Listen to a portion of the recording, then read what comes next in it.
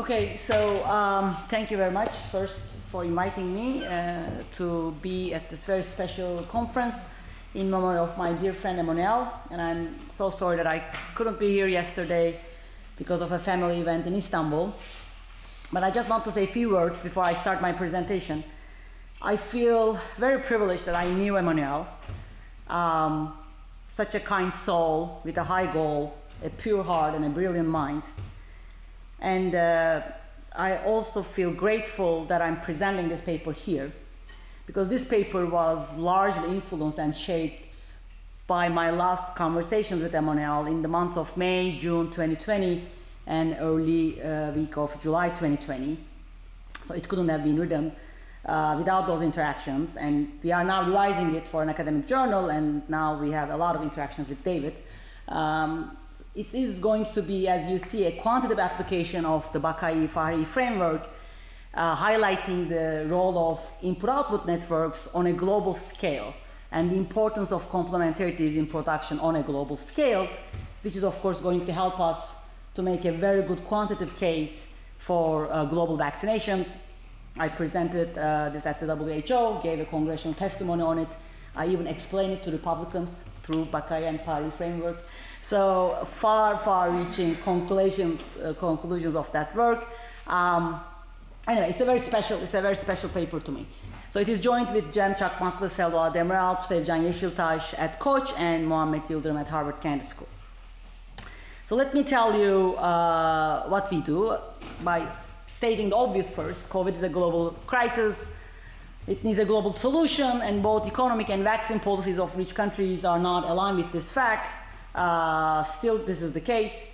And the point we want to make in the paper, and Farhi framework is going to be very helpful for us to make this point, is that even a country eliminates its domestic pandemic. I mean, obviously, we are here in France. I mean, there's just one person wearing a mask. I assume we all have 3, 4, whatever shots. If you go to a country in Africa, that's not going to be the case. And we are trying to make the point that even a country eliminates this domestic pandemic, like France, like US, that country may still suffer certain costs through its global linkages to the rest of the world, if the rest of the world is still living with the pandemic. Okay? So the paper is going to make this very simple point. It's going to quantify this. It is going to be on the lockdown phase, and most of my presentation is going to be on that. At the end of the paper, I'm also going to talk about the recovery phase because of the recent work we are doing on the supply chain bottlenecks and inflation. Okay, let me start with this figure. This figure is really about trying to match, so the COVID starts, we are all thinking about these issues, and then, we started thinking how to match the sectoral heterogeneity in the disease coming through several things. You lock down the services sector, people sit at their home and order these pelotons through their iPads and all. So that type of heterogeneity, and also contracting the disease depending on where we work, to global input-output production and trade. And this is just like a thinking figure. Later, I'm going to tell you, the details how we do this. But just there's going to be a demand and supply side to the story. The top part, COVID starts, there are infections, this is going to alter consumer preferences. We think everything in a global scale with open economy, so there's going to be domestic and foreign demand change. That's going to affect the output through demand side. And the bottom is the supply side story, where we are going to use an epidemiological framework there to get at this issue of labor supply shock, which is going to be very important in Bakay and Farhi framework. And that is going to depend on if you're a worker in teleworkable sector or on site. That's going to affect both your infection rate, also it's going to affect if that sector is under lockdown or if that sector is an essential sector and all that. That's going to give you your labor supply, which is going to be combined with your imported intermediate inputs from foreign countries and the other domestic inputs you use, and that's going to be the supply side story. So this kind of similar heterogeneity is just what Ludwig told you about. And the model we are going to use, we are not going to write down any model because obviously there are now several models on this. And when we started writing the paper in 2020 and the first version January 2021, the first point is we really want to set up with these disaggregated sectoral demand and supply shocks. And that's of course the Emmanuel's work with David. specifically in this paper, we are going to combine these two papers. Bakai Farhi 2022A, that's the AER paper on supply and demand shocks in a closed economy, and their paper, I believe, under revision Econometrica on international trade with tariff shocks. Okay, so we are going to combine those, and we are going to strip down certain elements that we don't need in this framework, and also going to make our life easy because we will be working with very large matrices, as we will be working with many countries and many sectors. But the whole the idea, the approach solution is going to be the same. I'm going to show you the key equations, but you just basically start with equilibrium. You perturb the equilibrium with COVID shocks, but these are going to be different at sectors and country levels. So that's why you do need this multiple sector, multiple factors, IO linkages, multi-layer nested CES framework. We are going to borrow from David and Emmanuel. We are going to get rid of no hand-to-mouth consumers, because in this paper, we are not going to do any aggregate demand shock, no fiscal policy, no monetary policy, and flexible price and wages. Sector-specific labor is, of course, going to be important, that we keep. Now we are, during our revision, we are also adding capital and wage rigidity, but the results I'm going to show you is going to be based on these bullet points, okay? Okay.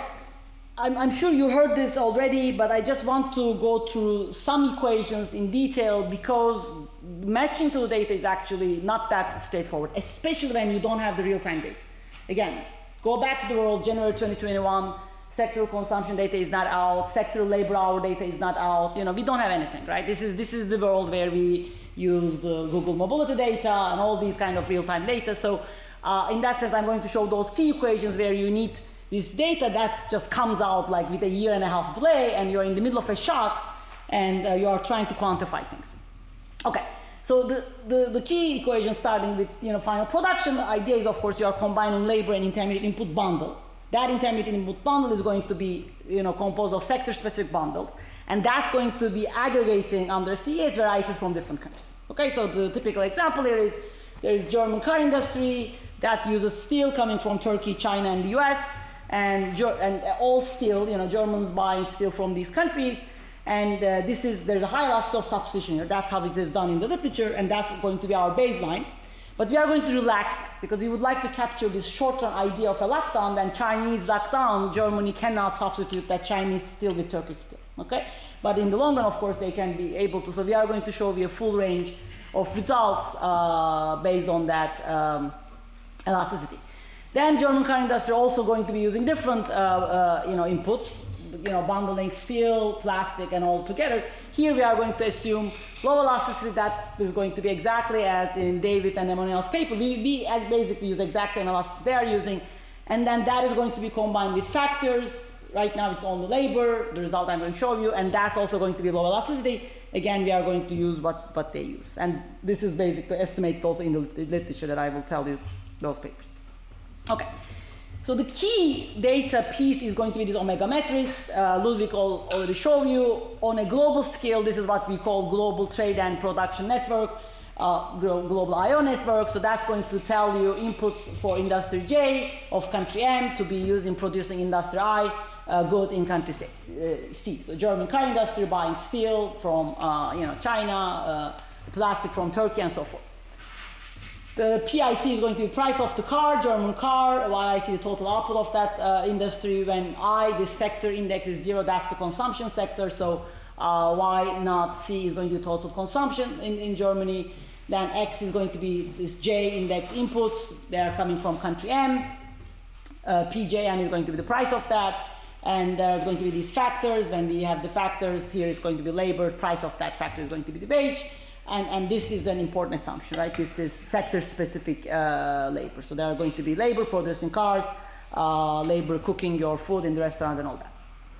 So that's the pricing equation. And you see here, this elasticity of substitutions phi is going to be bundling the labor and inputs, and we are going to have this less than 1. And here I'm going to add an I notation, sector-specific factor, FIC, wage of that, double the FIC, price of the intermediate input bundle is going to be that PM, alpha IC is going to be the value added share of the car industry, and N is the set of goods. Okay, just all these standard equations in these multi-layered CES, but since we are going to take these two data, I just want to go through this. This is the price of the intermediate bundle. So now here you are combining steel and plastic, and we are going to assume complementarity there too. So this epsilon elasticity also going to be less than 1. And this omega matrix basically aggregates over this stuff coming from different countries. And this is going to be a very key story in the short run when you start in January 2021 and like think about that first 6 months with the lockdowns in different countries and recovery also in different countries at different times. This is the price, also the sector bundles aggregating values from different countries. Okay, so now this is going to be the important, this kind of open economic trade elasticity, psi. So this elasticity in the literature, it can come from the production side, consumption side, it's going to be the same in the model. It generally used bigger than 1 based on the paper by Kalemliözcan and Perro. We are going to again show you results on empirical implementation using both that, the standard value used in the literature, and also values less than 1. There are papers also estimated these values less than 1. The famous earthquake paper by Boham et al. Andrei Levchenko, Nita Pandali Nayar has a new paper estimating these elasticity in the short run, the kind of 6 months to a year, more than a year. All this range we are using is consistent with all those estimates. Okay? So, and then the idea here again, Germany can substitute steel from Turkey with steel from China, or use them as complements, try to get at this long run, short run issue to capture the pandemic dynamics. But in the long run, the labor is still fixed. Yes, and the long run here is a 1 year. So the entire thing is for 2021 only. So when I say, short run, it is like the first 6 months, long run is a year, but yes, exactly, yeah. The consumption is going to be Cobb-Douglas. We are not going to do anything there. Your standard Cobb-Douglas, sigma 1. And of course, consumers are also consuming goods from different countries. So here we can change this, and we are working on this also. And Robertman's going back to Veronica's and Ivan work, but right now I'm just going to show you result with the standard Cobb-Douglas consumption. And this is the consumption price. Again, this trade elasticity, we are going to assume the stuff that comes from the foreign countries is going to be moving together with this is the same trade elasticity on the production side, but you can actually differentiate these things. So you can say, well, consumers are going to substitute, obviously, but producers maybe is going to have a difficult time. So you can look at that type of asymmetry too, which we are also working on. But right now, they are going to be very at the same. If they are bigger than 1, they are going to be bigger than 1 together. At the same time, smaller than 1, they are going to be exactly the same. Okay. I don't have time to go to details, but basically the idea here is to do the solution exactly as in Bakai Farhi, local organization. The nice thing is, and they go through in detail in their paper, when do the small shocks and small perturbations, the COVID shocks, then you can actually end up with the exact Het algebra. Okay, so all we are doing is changing these changes, solving for these changes, d log wage, d log price, and sum of all those equations is going to be adding up to the matrix A and B. Okay? Okay. This is just to set up. The contribution of the paper is really this taking this model, literally simplified version of their work, applied to a global setting and matching it to data. Okay, so the contribution of the paper comes from the empirical side. So the starting point is you need those omegas. That is going to come from pre-pandemic input-output metrics. Okay, so this is as of 2019 OECD ICIO tables.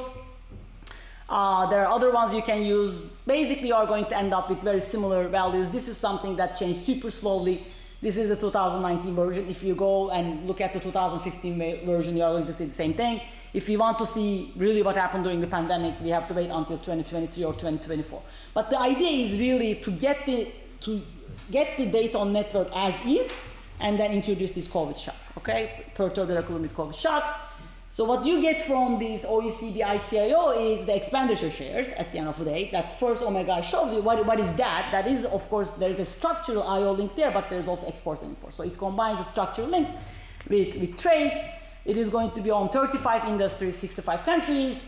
You have 2,275 by that metrics. And you have to have this initial employment data by sector, and that's going to come from OECD TIM database. Okay. Let me show you this figure. So, you saw the figure Ludwig showed, and if I kind of did that and combine these two, the left is the country network, and then the right is the sector network, then you would just see a spider web, right? So I'm not doing that on purpose, so you can see the importance of all these links. So I'm just going to show you the large links, right? On the left, the country trade, you will see the trade, over 10% of GDP, and the color coding is going to be more open, less open. Ireland is dark blue, more open country. US is light blue, less open country, and the thickness of the arrows is also going to be the intensity of the trade. So if you just look at that and ignore the sectoral dimension, you are going to miss a lot. So that's why I do these figures separately. The sectoral one, we kind of tend to think in terms of a structural link. But of course, if you envision that sectoral one embedded in the country one, you see how complex it is, and how important it is really to match this data carefully. And in the sector one too, the tradable, non-tradable sector thing is going to be important, of course, but it is not going to be on the story. If you only think about tradable sector and exports, imports, you will be thinking about those dark red sectors, computer and electronics, and the basic manufacturing goods, as opposed to those non-tradable sectors, as we know, construction, wholesale, retail. They also suffered a lot from these problems during the pandemic.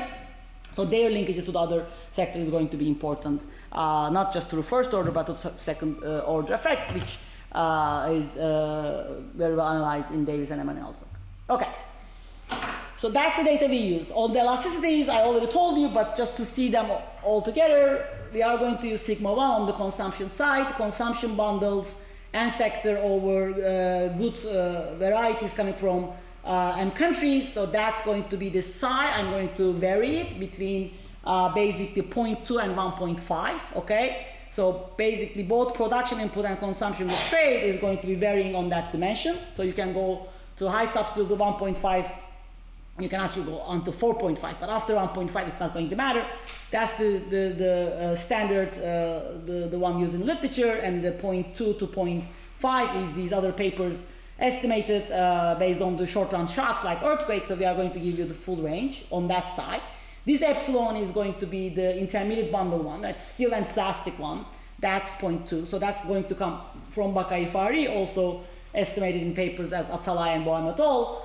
And this one, again, going to be the same side. And this all goes back, of course, to Bar and Savoy on paper, who argued that Cobb-Douglas production is really going to break down in the short run because it's going to be difficult to substitute among suppliers of the same inputs, which is, again, the story we lived through during the pandemic. Okay, but these are the values for now on the results that I'm going to show you that we are using. How do we feed in the COVID shocks? Okay, to feed in the COVID shocks, yeah. I'm so sorry. You were saying before about the complements.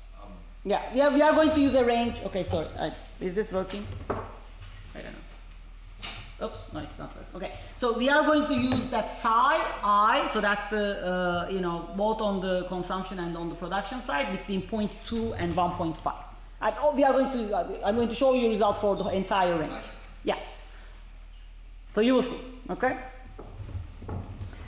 Okay. So any other question? No. All right. How do we feed the COVID shocks? Okay. So this is again early in the pandemic. We are trying to get at this without real-time data. We are going to feed it using the country infection rates, but we have to turn that country infection rate time varying. First of all, we have to turn the cases into infection rates. And then those infection rates is going to be done sectorally. Okay, we need sector level infection rates to be able to match this model, as the first schematic shows you. So I'm going to tell you in a minute how we do that. But before, just in terms of through which equations these shocks entering, demand is going to be just a sectoral demand shifter. This is kind of, you cannot go to your gym, you buy a Peloton story, the caricature story, and supply is going to go through the labor shock, the sector-specific labor shock. As you see, I is the sector, C is the country. So we are just going to enter the shocks like that, okay? Now, how do you do them sector-specific and how do you do them in real time? Again, these labor shortages and consumption changes, they are going to be a combination of supply and demand factors, and we are not observing them in real time. And when we were doing this in January 2021, we said, okay, let's use an epidemiological model. Let's kind of, turn into that model in a kind of a state-of-the-art econometric Garch model. So it will give us this country time variation estimated in a nice way, and then turn it into sectoral model to get the sectoral infection rates by using whatever the pandemic data available and the sector characteristics. which really goes back to this, notion of you are trying to separate the supply and demand without observing consumption hours by instrumenting with disease. Okay, so that's basically what we will be doing, and the entire thing is going to be estimated for year 2021. Okay, the whole exercise is only for 2021. So basically it is calculating daily shocks piling on each other, because there will be sick people not going to work, other people recovering, going to work. This is going to vary by sector depending on where you work, and also if you work, to close proximity to others, or if you telework or not. So all that heterogeneity we are going to bring in, that will give us these daily shocks, and then each day you are arriving at a new equilibrium, and then you are perturbing that equilibrium following that. Okay, so that's how we do this. To get that sectoral shock, we are going to use this epidemiological model, very standard. This, you've seen this many times. You start with this T is day here. So every day there are susceptible people, infected people, and recovered people. You start with like 0. The dynamics is very straightforward. Everything is governed by this R number. The orange stuff you see on the slide is what you observe in the data. Gamma is going to be this recovery rate that is given by WHO and John Hopkins, and beta is going to be the infection thing. But this is country. We want this at the sector. We want this vary by sector. Okay. To do that, we start with this non-working population in the country, and then we have every sector, every I sector's labor. So we separate that in. Some of that labor is going to be teleworking, and the others on site, the TWI and NI. Okay. So we observe LI and TWI in the data. And of course, you can also be infected at home, and there are going to be people at home. These are kids, retired people, all those other people. So that has the non-working and double the non-working population, all the teleworking people at home. Okay. Then we are going to use these proximity requirements for every sector. Basically, if you're a doctor or a fishing person, or if you work at a restaurant, or you're an accountant, or you're a professor, that's going to give you how close proximity you work with others. That's, of course, an occupation level variable, but we match it to the sectors. That prox I variable. And by using the population weighted average of all betas, and then is the population, we back out that beta naught, which is going to be the infection rate for at-home group. Then we can just use that SIR for sector. So this is going to be now it's going to look like a VAR for every sector, and just evolve the pandemic. Okay, so this is going to give us the 2021 evolution of the pandemic for every sector. Every sector is going to have these changes in S, susceptible people, change in recovered people, and change in infected people. And this is actually very straightforward. So once you are infected and recovered, you are going to recover in 14 days. You are not going to get infected again. So we don't have any details like Omicron wave and double infections and all that. So it's just like kind of one standard way of doing this in the SIR model, but we are bringing it to the sector level. Okay, to get these country-specific time-varying infection rate, we estimate this model for 2020. This is important because 2020 no vaccines. So 2020 we estimate these country-specific infection rates. Time varying, then turn into that sector, down this based on work by ÇAkmakli, and then we target that December value. So December 2020 when the vaccines came out, right? So that's our starting point. We get this December 2020 variables, assuming a 14-day recovery, which corresponds to that 0.07 gamma, and getting the basic R number for the country. Then you start from December. At that point, the vaccines are on the table, and you kind of do the whole evolution of the pandemic for 2021 by sector, by country, based on the vaccinations and the lockdowns. Okay, we are going to change those scenarios. How do we do the lockdowns? We have the ICU data, right? So because the pandemic is evolving, depending on the vaccination and the cases, so then the cases reaches the ICU capacity, we put a lockdown in the model. That lockdown means your beta going to go back to 0. Lockdown is 14 days only, and then after that you are going to increase to pre-lockdown level. Again, everything is done with the available health data at the time. The way we separate these sectors, the I dimension, teleworkable occupations, this is from Dingle and Niemann, we all use that data, and occupation level contact, if you're in close contact, face-to-face sector or not, is from ONET, and everything is matched to the sector data using the occupation employment statistic from Wales. This is just so that you visualize that this contact intensive sector and teleworkable sector, they are different things, right? Obviously, there's going to be a very high correlation with the sector-specific infection rate and the fact that you're a contact intensive sector, and that is what we are by construction doing. That's accommodation and food at the top, 80% correlation. Teleworkable sector, there is going to be a negative correlation. Education sector down there, that is lower sector-specific infection rate, but that is weaker than the contact intensive nature of the sector. This is just because it is a disease model, epidemiological model. Okay. Is this a good proxy for a labor supply shock? When we were doing it, I mean, we had a hunch that it is a good proxy, but of course we didn't have this type of data. Now we have this data. This is US Census Pulse Survey. So they use a representative population, again US, only US unfortunately, not all the other countries, but it gives us an idea for the US, and it is good that it is US because US didn't do many lockdowns, right? So this is percent of households stating a reason for not going to work. Just, there are so many reasons, and you can see all of them in the paper, but we grouped them, government mandated, so basically if government closes stuff, business related, your business went out of the business, or you are furloughed, something like that. And individual pandemic related are all reasons like you have COVID, you are taking care of somebody with COVID, you are afraid that you will get COVID, so all those things grouped there. So pretty much most people saying the reason they are not going to work is individually COVID related. Obviously other stuff is COVID related, but individually COVID related. This is not working population 18 plus and extraordinary time. When you look at the time series variation of this, on the left, so this not working for COVID-19 related reasons is the red, and the COVID case is the blue. Obviously, they are going to be very highly correlated over time. And on the right, it's our labor shock. I'm showing you, of course, aggregated to the US country level, but we are going to use at the sector level. But that is the labor shock we are going to use in blue, and that's also going to be correlated with this, the reason not going to work being COVID related. How many minutes do you have? 5? 0? No, you have plenty of time. You have 25 minutes. Okay. No, not quite. So I don't know if you explained it so well. So there's lots of heterogeneity in demographic characteristics across countries. Yes. So the infection rates are very different, and also the behavior of people is the big explanation besides the lockdown. No, exactly. So this is for US just like to supporting evidence, but for this entire thing is going to be done for every sector, every country. So the infection rates are all country sector specific, and every country is going to be solved by itself, right? Yeah, exactly. So, but that's exactly right. So, and the other piece of evidence, this is from EU again. I mean, US is different for certain reasons, EU is different for certain reasons, but this is just to get at this idea that the way we do this through the labor supply shock, of course, going to feed into the intermediate input production. That's going to feed into the other countries' shock. So this is a survey from EU Commission. This is a stratified random sampling.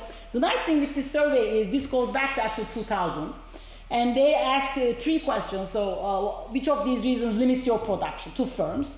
Firms can say insufficient demand, labor shortages, or shortage of material and equipment. And the very nice thing you see in the Great Recession, 2008-2009, almost 70% of the firms say insufficient demand limits their production.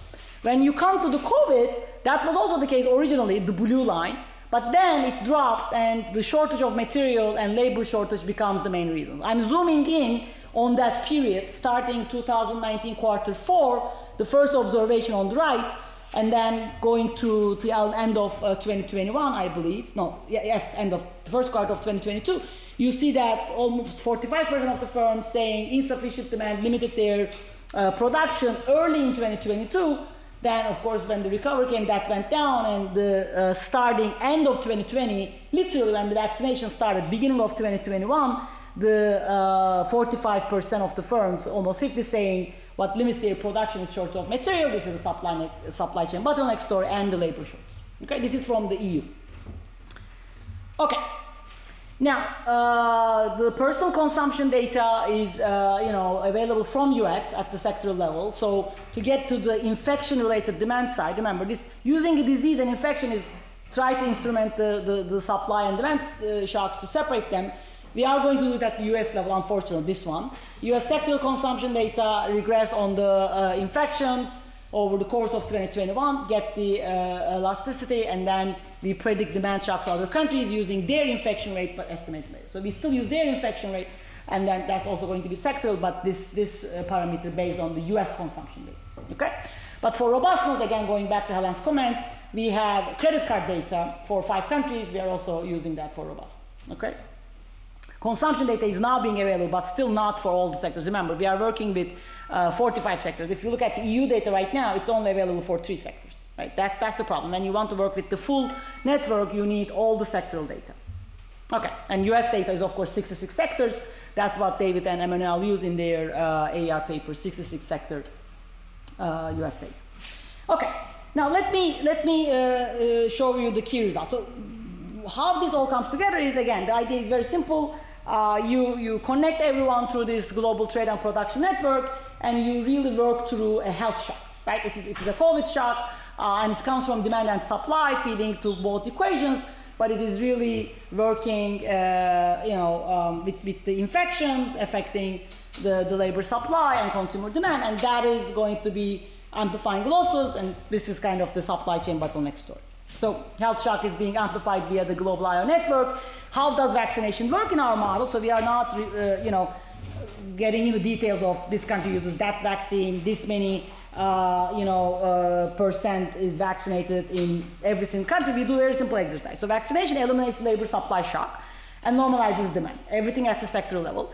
We are going to use percentages, right? I mean, we are going to say if African countries, vaccinated 20%, we are going to run a scenario like that. If the advanced Europe vaccinated 80%, we are going to run a scenario like that. But I'm going to show you a very basic scenario where at the end of 2021, all the rich world is like vaccinated fully, which means sectoral labor supply shock is gone, sectoral demand normalizes, whereas emerging markets and developing economies, they only able to vaccinate half of their populations. We are not even that low. Yeah. I'm sorry if you're going to show these results in a second. I thought a big channel was that spending shifts to goods, and then the bottlenecks are because the shipping network is stressed. Not so much that the labor shocks per se prevent stuff from being produced or delivered. Is that going to be a part of what you estimate? Yeah. So we are now doing detail mapping the two because we have all this data on the delivery times, shipping prices and all that. But the model is not going to get into any of stuff like that. I mean, it is going to have some delay component because everything is sold daily, but not specifically because that's shipping delayed and that delay. So everything works through the imported inputs and labor, basically. But there is a channel for more. Yes, of course. Yes, exactly. Yeah, that channel is there, but it is captured very broadly. Yeah, I mean, the data is not going to be measured, so that's why we work with like that. But again, in a very reduced form, now we are correlating all those measures of bottlenecks with also these shocks. Yeah. Okay. So this is the key result. What do you see here again? Remember, the 0.6 and 0.2 elasticity is exactly as in David and Emmanuel's paper. They are assumed that value always. They don't change. What is 0.6? That's the substitution between labor and intermediate inputs. And 0.2 is between intermediate inputs, plastic and steel. And consumption is Cobb-Douglas, sigma 1. Given those elasticities, the x-axis here varies the trade elasticity, okay? So it goes to 1 after 1, I am not showing because basically you go to 1.5, 3, 4, 5, you will always get the same. Nothing happens after 1, basically. But a lot happens here, right? And you can take it back to 0.2, then you are going to get even larger estimates. Of course, you're going back to almost full Leontief case. But the nice result here is on the y-axis, I'm showing the world in blue, rich world in orange, and the poor world in green, as percent of 2019 world GDP, the losses they have in 2020, okay? Because of the COVID shock, what they lose in 2021 as a percent of 2019 GDP for the world is almost 2.5%. Of course, the stark result here is rich countries are losing 1.2% of 2019 world GDP if elasticity is 0.6. You go to a large elasticity, it becomes negligible. Emerging markets are always going to have a loss regardless of the elasticity because their own pandemic is going through here. The point of this figure is there is no pandemic, no health shock in advanced economies. I vaccinate everybody in the advanced economies. Okay? So this rate elasticity is going to be important, of course, but again, so the reason why also we are showing starting 0.6, this is the elasticity, the short elasticity estimated in the work by Levchenko and Nitya Pandalner. Do you have any intuition why there is a jump in Yeah, so there is no, yeah, exactly, from 7 to 7.5. So we are looking into that. There's some sort of nonlinearity there. 10 minutes, okay. Even more interesting result may be this. So now I am showing, again, the x-axis is the same variation in the trade elasticity. I'm going from 0.6 to the 1, and that jump is not as stark here, but this is plotting something else. This is now, you get to 2021 loss, and you look at everybody's share, okay? How much of that, so these two columns, the orange and green, add up to 100 here. So how much the share of rich economies for 2021 COVID losses, and how much of that is due to emerging markets, poor economies, and you see with the low trade elasticity, the 0.6 is almost half. Okay, rich world also shares a lot. You go to a higher elasticity, obviously, you know, pretty much the entire burden is going to be on the emerging markets, and the share of the rich countries is going to go down. I mean, there's still some, you know, effect, obviously, because even it is substitutability, they are still going to suffer from this sector-specific labor supply shock feeding into the inputs and imported inputs. But it is, instead of like almost 50% rich country share in the world loss, now they are less than 10%. Okay, so this elasticity is going to be very important in those magnitudes. Okay, so this is the country heterogeneity again, so that you see the red colors means things are bad. Okay, so your losses are high. Of course, they are all the emerging markets and developing economies. Why? Because they are still dealing with the pandemic. Okay, so the shock never disappears for those guys. And the yellow colors are almost no loss or very small loss, and they are rich countries because this is the elasticity, psi elasticity is 1 here. And you see here, when I go to 0.6 elasticity, everything becomes darker because now rich countries are also using, and this shows you the country heterogeneity. This heterogeneity is going to be linked to openness. So Europe is going to be losing more than the US, okay, with elasticity. Even you use the same elasticity on both of them, because of where they are in the supply chain and their linkages, certain countries, certain rich countries are going to lose more than the other rich countries. Okay, let me tell you couple things on the recovery phase. Although this paper doesn't focus on that, now I have other papers looking at that. Why this is important? Because we start with these supply chain disruptions in a sense with the original supply shock, and that can come from lockdowns, contracting disease, not working, there can be many things going on there. And you already have these supply-demand imbalances, but then you are going to make them worse because of this stimulus, right? Why is that? You start again with these relative demand shocks, right? You shut down your service sector, you increase demand for goods, there's also the fear factor there, uncertainty, forced savings, all those things. Then you bring fiscal policy in town at a very large scale. So these demand changes are going to be now put on steroids because the constraint is still there and services sector is still not recovered. And then the goods demand increase more. This is the story everybody tells, how they are buying their second Peloton and second voucher. This is also very American specific, by the way. I don't think in Europe people were doing that. But anyway, so that story there, that's why you see two arrows going up next to goods. This is, of course, going to make the supply chain disruption worse, right? Because you are pumping up the demand in an already constrained world, and of course the result is going to be inflation. Now, in a world of persistent supply chain disruptions, these were the original news, early 2021, and one particular one is of interest to us in the Reuters January 28, 2021, when Taiwan asked Germany for vaccine to ease the semiconductor shortage, which of course affected the world a lot. But this news never went away, right? Then you came to August, November, October, we still have the same news, how the supply chain issues and COVID cases stumbling the recovery. And then of course the most recent Chinese case, although we are now in a world of almost no pandemic, we know that this is not the case in China. Okay, so how to think inflation here? I mean, we already have a lot of theoretical papers that gives us a lot of guidance on this issue. So this heterogeneity here is again going to be very important, right? So this original negative supply shock in certain sectors creating negative demand shock in other sectors. The Keynesian supply shocks idea, demand normalization is going to add to that, okay? It's going to create further bottlenecks, further labor shortages, further supply shocks. So work of Ivan with Veronica and Ludwig and Guido, of course David and Emmanuel. I have a paper with Pierre-Olivier, Nick and Veronica where we look at the fiscal policy in this environment. And that's also going to be extremely important in a sense of inequality in the fiscal policy, right? So you were already in a world of these constraints, and you bring fiscal policy complete uneven by country, by sector, okay? So that's going to add up to our problems. Now, how to think inflation and monetary policy in this setup? Again, we have a lot of theoretical papers here.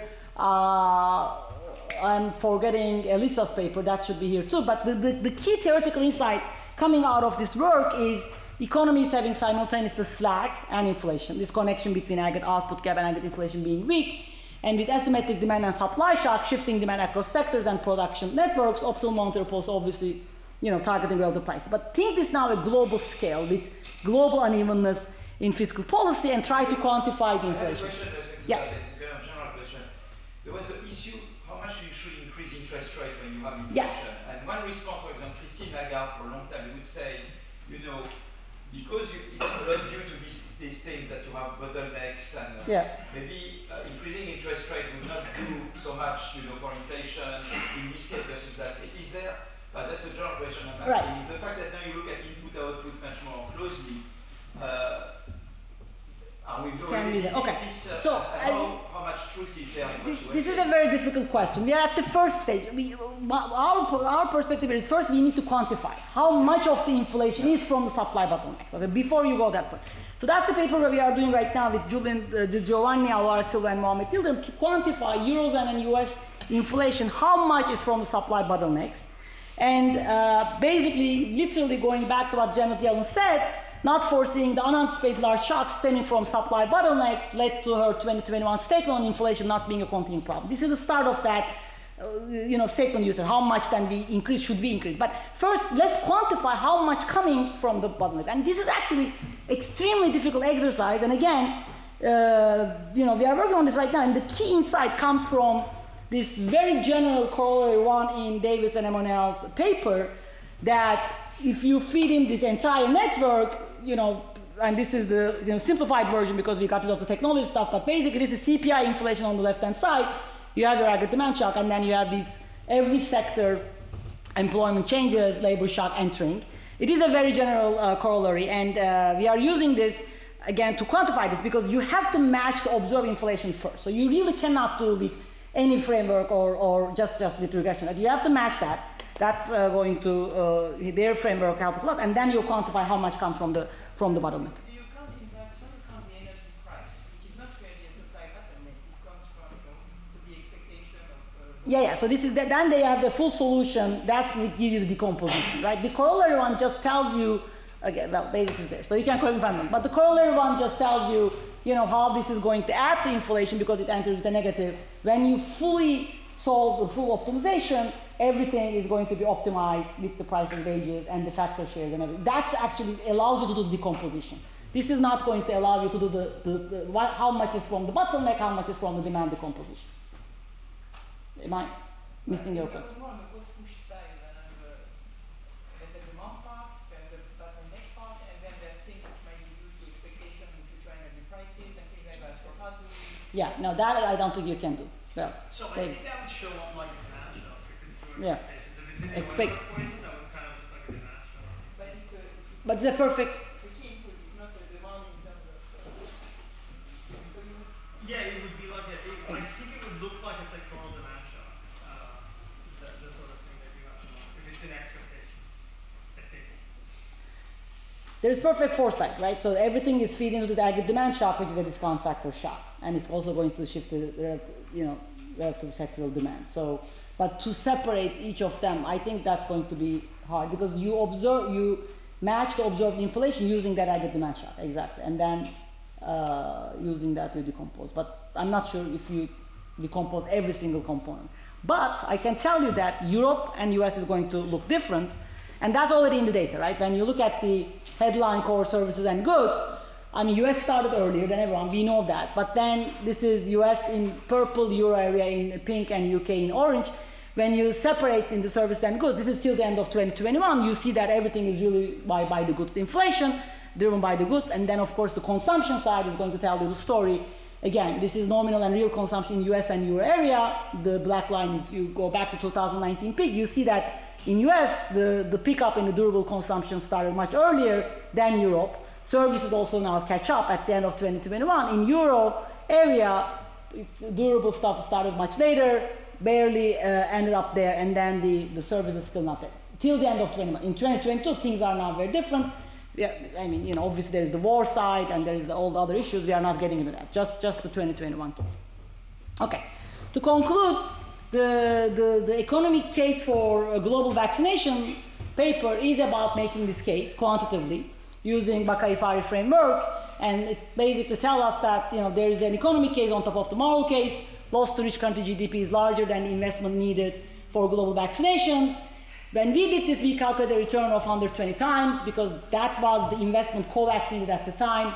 Later, this is done much better by GITA and IMF because the investment required much bigger, and we wanted to vaccinate more people. In their work, they are vaccinating 50% of the population. This original number is what WHO said in January 2021, how much COVAX need to vaccinate 20%, which later on we realized that's not going to be enough. But still, there's going to be a high return to this investment. Supply chain disruptions can stay here as long as pandemic stays and with stimulative policies. We might stop the stimulative policies now with tightening the monetary policy, but again, this is a global thing. Unevenness at the sector country level is very important. If China is going through an Omicron crisis there and locking down, I mean, that's going to have an impact on our lives this side of the world. Fiscal policy is not a global solution here. This result comes from my paper with Pierre-Olivier, Nick and Veronica, because there's going to be limited international spillovers when you have these supply chain issues. And given the extent of globalization, the result is basically, it is a global open economy paper. No economy fully recovers until every economy recovers. Thank you.